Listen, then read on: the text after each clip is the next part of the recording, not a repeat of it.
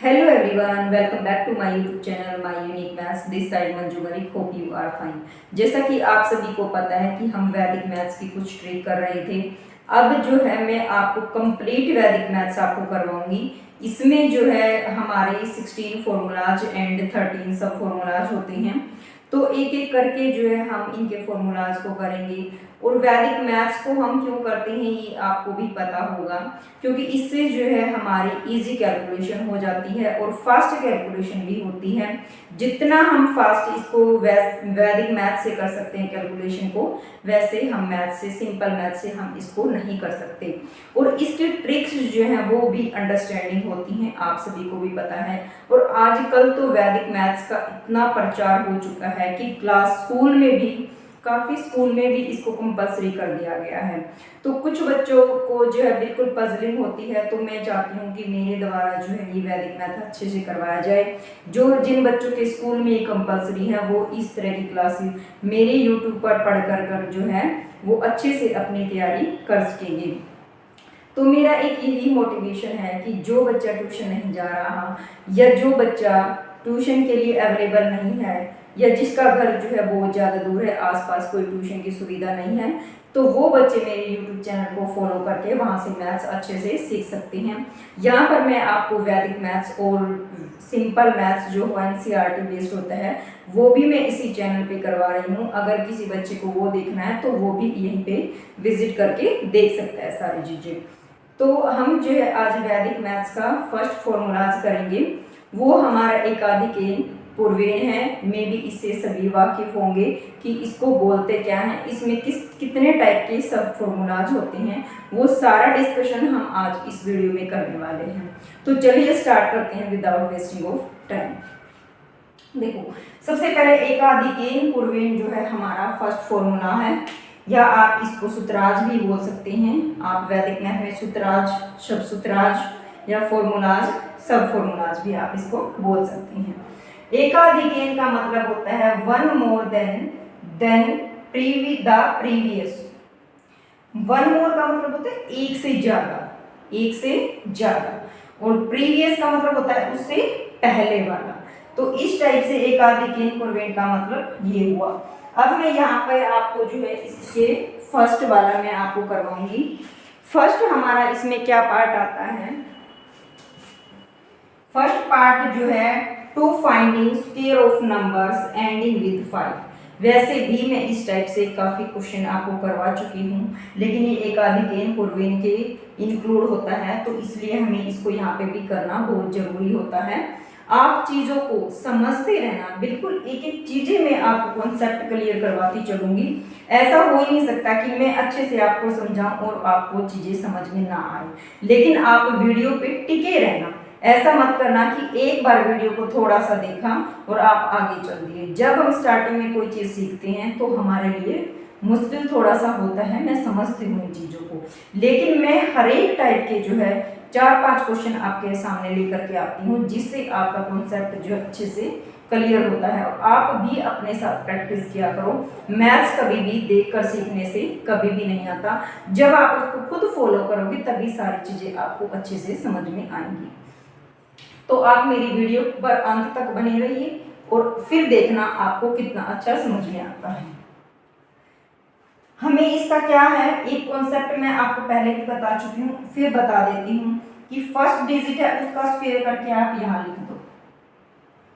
लिख दिया. जो ये सेकंड है जिसको हम टेंस डिजिट बोलते हैं, इसको हम ये डिजिट बोलते हैं, टेंस डिजिट होता है.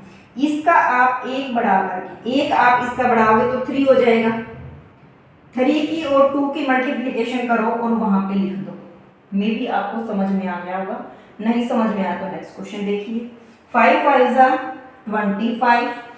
4 से नेक्स्ट 5 डिजिट आता है, 5 और 4 की मल्टीप्लाई करोगे तो आप 20 आ जाएगा. मे भी अब आपको और अच्छे से क्लियर हो गया होगा. 5 5 जा 25. अब ये 10 है, 10 का हम एक बढ़ाएंगे तो 11 आ जाएगा. 11 और 10 की जब हम मल्टीप्लाई करेंगे तो 110 आ जाता है. मे भी आपको चीजें अच्छे से क्लियर हो रही होंगी. 5 5 जा 25. 11 का एक बढ़ाओगे तो 12 हो जाएगा. 12 वन जा 12 का 2, 1 कैरी 12 वन जा 12 और 1 30, यानी 132 आपका आ गया। आप खुद देख सकते हो वैदिक मैथ्स की कैलकुलेशन कितनी इजी और अंडरस्टैंडिंग होती है। 5 5 जा 25, 12 की और 13 की आप मल्टीप्लाई की करो, 13 2 जा 26, 2 कैरी 13 वन जा 13 और 2 50, यानी 156। और हाँ, एक बात और ध्यान रखना, मैं आपको बिल्कुल वैदिक मैथ्स भी कंप्लीट करवाऊंगी। ऐसा नहीं है कि मैं इसको बीच में ही छोड़ दूंगी। जितने भी फॉर्मूलाज और सब फॉर्मूलाज है वो सारे हम इसमें करेंगे। अब हम नेक्स्ट टाइप का क्वेश्चन इसका क्या आता है, एकाधिक पूर्वेण में नेक्स्ट टाइप क्या है वो देखिए।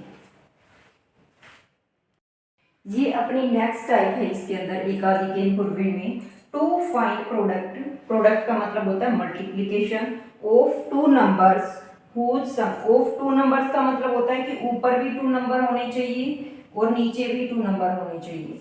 हुज जो कि sum of unit digits. Unit digits आपका ये होता है, आपको पता चल गया होगा। यूनिट डिजिट्स इज 10, यानी इन दोनों का सम जो है वो 10 आ जाना चाहिए। ठीक है, ये बात बोल रहा है यहाँ पे। And rest the digits are same, और जो ये रेस्ट डिजिट है इसको ये क्या बोल रहा है, रेस्ट डिजिट बोल रहा है। ये दोनों सेम होने चाहिए, यानी ये 1 है, ऊपर वाला 1 है तो ये भी 1 होना चाहिए। अगर ये 5 है तो ये भी 5 होना चाहिए। इस तरह से ये यहाँ पे बोल रहा है। अब देखो, मैं आपके सामने कुछ एग्जांपल लिखती हूँ। मान लो एक आपका 12 और एक 18, इस तरह से मान लो मल्टीप्लिकेशन आ जाए तो आप कैसे करोगे। आपको पता है, सबसे पहले हम कंडीशन यही चेक करेंगे जो इसने दे रखी है। 2 + 8 ये हमारा यूनिट डिजिट है, 10 बन रहा है, बिल्कुल बन रहा है। रेस्ट डिजिट हमारा सेम है, बिल्कुल सेम है, तो हम इसी फॉर्मूलाज को अप्लाई कर सकते हैं, बिल्कुल कर सकते हैं। तो अब हम क्या करेंगे, 8 2 जा 16, डायरेक्ट इनकी मल्टीप्लाई करेंगे और लिख देंगे उठा के। 8 2 जा 16, मैंने यू का यू उठा के इसको लिख दिया। अब क्या करना है, जो आपका रेस्ट प्लेस है वो सेम है, उसका आप 1 बढ़ा दो। मान लो यहाँ पे 1 है तो 2 के साथ मल्टीप्लाई कर दो, 1 × 2 तो 2 हो जाएगा। अगर मान लो यहाँ पे 3 होता तो 3 × 4 कर देते, मतलब हमें हमेशा 1 बढ़ा के मल्टीप्लाई करनी है। अंडरस्टैंड। अब नेक्स्ट क्वेश्चन मैं आपके सामने इसी तरह का ले रही हूँ। मान लो आपका 54 है और एक आपका 56 है। आप कोई भी एग्जाम्पल अपने पास से लेकर के प्रैक्टिस कर सकते हैं। 4 और 6 10 बन रहा है, 5 और 5 बिल्कुल सेम है, तो हमारी कंडीशन यहाँ अप्लाई हो रही है। 4 6 जा 24, 5 को 1 बढ़ाएंगे 6 हो जाएगा, तो 5 6 जा 30। मे बी आपको चीजें अच्छे से क्लियर हो रही है। एक एग्जाम्पल और देख लो आप। मान लो 11 है और साथ में 19 हो जाए, ठीक है। 1 और 9 10 बन रहा है, तो 9 1 जा 9। अब यहाँ पे कंडीशन ये आती है, यहाँ बच्चे काफी गलती करेंगे, स्टूडेंट जो है वो क्या करेंगे कि 9 1 जा 9 लिख देंगे यहाँ पे। लेकिन वैदिक मैथ में एक कॉन्सेप्ट होता है कि हम कभी भी अकेला डिजिट को राइट नहीं करते, हमेशा उसको 2 डिजिट में ही राइट करते हैं। हमने जितने भी अभी तक दोनों एग्जाम्पल लिए हैं, दोनों में मल्टीप्लिकेशन जो है वो 2 डिजिट की आई है, इसलिए हमें वहां इस चीज की जरूरत ही नहीं पड़ी। लेकिन यहाँ पे जब हम मल्टीप्लाई करें तो सिंगल डिजिट आ रहा है, तो हम क्या करेंगे, 9 1 जा 9 ना लिख करके उसको 9 0 लिख देंगे। समझ में आ गई, हम उसको 9 0 लिख देंगे। अब 1 का 1 बढ़ाएंगे 2 हो जाएगा, 1 2 जा 2, ये इसकी मल्टीप्लिकेशन आएगी। इस तरह की छोटी छोटी चीजों पे हमें ध्यान देने की बात होती है कि हम किस तरह से इसकी मल्टीप्लिकेशन करते हैं। अब कुछ प्रैक्टिस क्वेश्चन और ले लेते हैं। जितनी प्रैक्टिस आप करके देखोगे, एक क्वेश्चन के समझाते ही आप मैं जैसे ही सेकंड क्वेश्चन लिखती हूँ आपका आंसर तुरंत आ जाना चाहिए। जब इस तरह का आपके अंदर कॉन्फिडेंस आने लग जाएगा कि हमें अपने आप से करके देखना है, तो चीजें बिल्कुल हल्की हो जाएंगी और आप फास्ट फास्ट कैलकुलेशन करने लग जाओगे। लेकिन अगर बैठ के आराम से देखोगे तो प्रेजेंट में तो आपको समझ में आ जाएंगी, लेकिन बाद में आप चीजों को भूल जाओगे। अब मान लो कुछ और एग्जांपल आपके सामने, मान लो 44 और 46 है, 102 और 108 है। अब हम इसको कैसे करेंगे तो ये देखना आप, तो 4 और 6 बिल्कुल 10 बन रहा है और रेस्ट डिजिट आपका सेम है, तो 4 6 जा 24, 4 का एक आप बढ़ाओगे तो 4 5 जा 20 हो जाएगा।